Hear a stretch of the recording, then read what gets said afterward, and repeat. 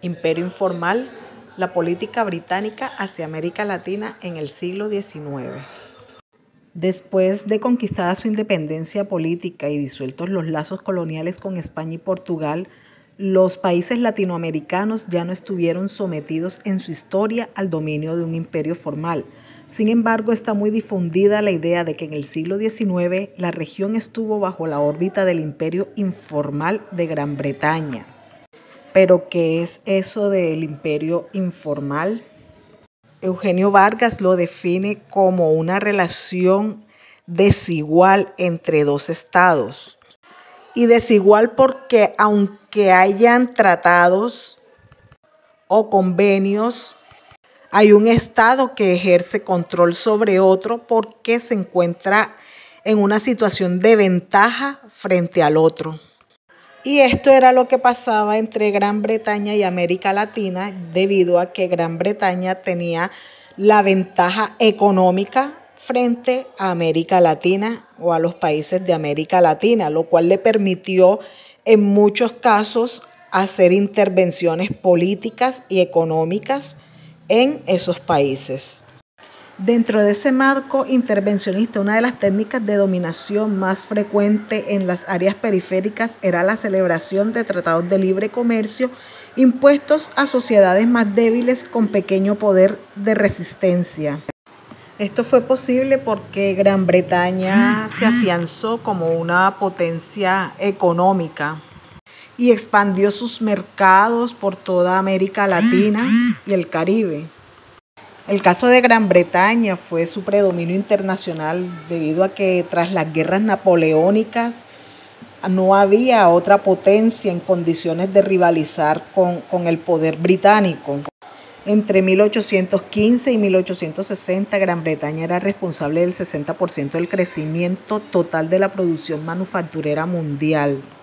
Su interés como potencia mercantil era garantizar que el comercio internacional, que estaba dominado por sus productos, tuviera la seguridad necesaria para seguir su curso y fuera disciplinado por reglas apropiadas a la diseminación del librecambismo. Además de todo, estuvo acompañada por el sector bancario y todo eso la posicionó como una nación líder, y toda esta situación la llevó con la firme misión imperial de educar a los pueblos atrasados y enseñarles el camino del progreso y la civilización.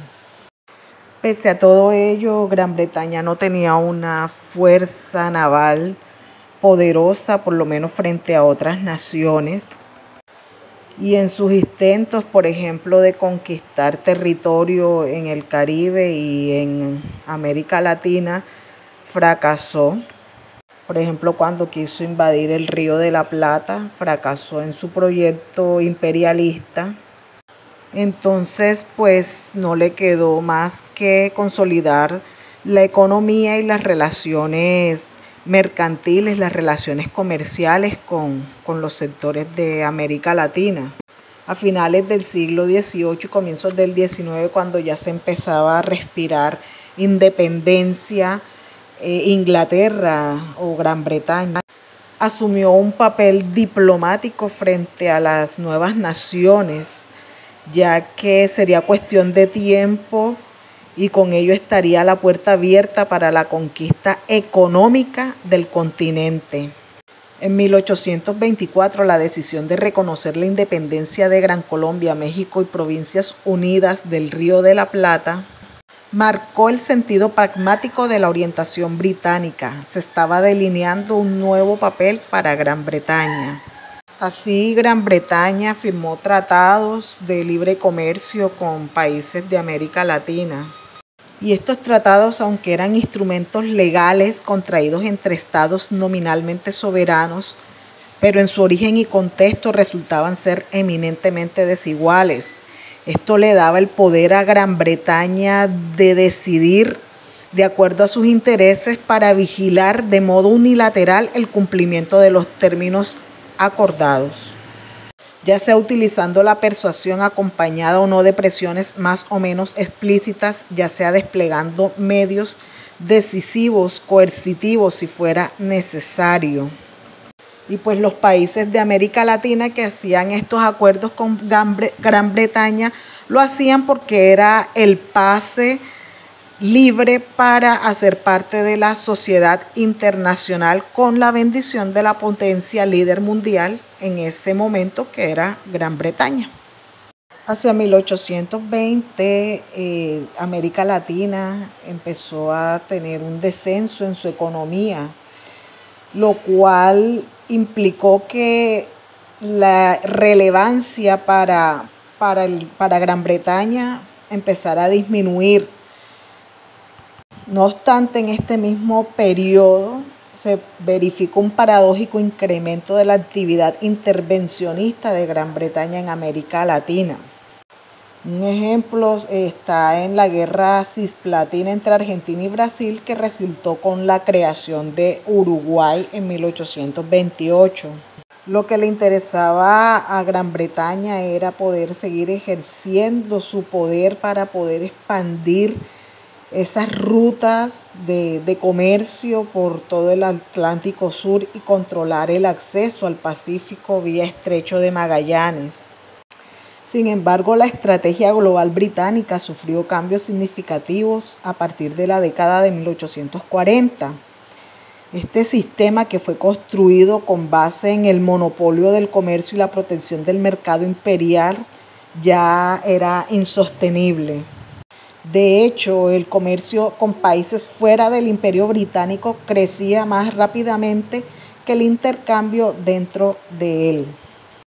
De hecho, los mismos comerciantes británicos empezaban a concentrar sus intereses en otros mercados, ya que era una autolimitación injustificada.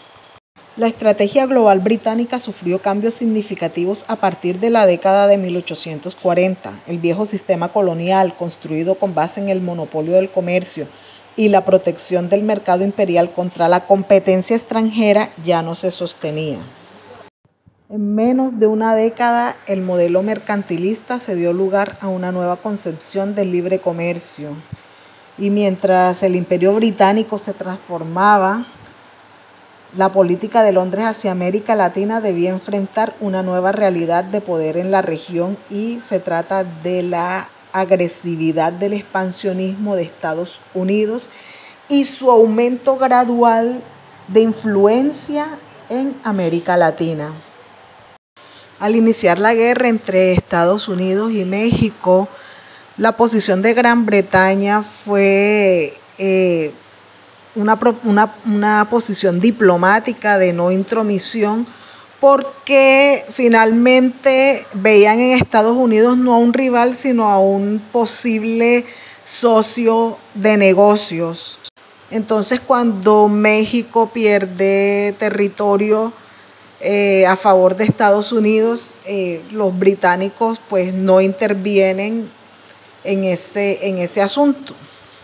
Entonces empieza a surgir Estados Unidos como el contrapeso del imperialismo, y pasó también en América Central cuando el factor estadounidense se hizo sentir. Las pretensiones británicas de alargar sus dominios en la costa de Mosquito llegaron al fin con la firma en 1850 del Tratado Clayton-Bulwer, por el cual Estados Unidos y Gran Bretaña acordaron no ocupar, fortificar, colonizar o dominar cualquier parte del territorio centroamericano.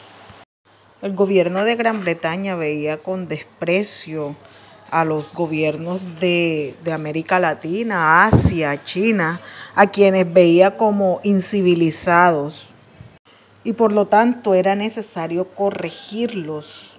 Pero esa corrección no devenía con palabras, sino con lo que ellos denominaron el garrote, el argumento del garrote. Es decir, que hacían el uso de la fuerza a través de sanciones, de amenazas, de constreñimiento. Y así Gran Bretaña hizo coaliciones con otras potencias para que entre esas potencias pudieran también fiscalizar coaccionar y penalizar comportamientos que ellos desde su punto de vista tenían como no adecuados. La idea era que con esas coaliciones el costo político de la acción sería dividido y su alegato de legitimidad quedaría fortalecido. Desde la visión latinoamericana a esto se le conoce como intervención. Claro está que esto no siempre le daba resultados porque las élites locales de las regiones veían esto como agresiones, como intromisiones que no estaban dispuestas a tolerar. Esto le costó a Gran Bretaña, por ejemplo, una ruptura de relaciones con Brasil por 2 años.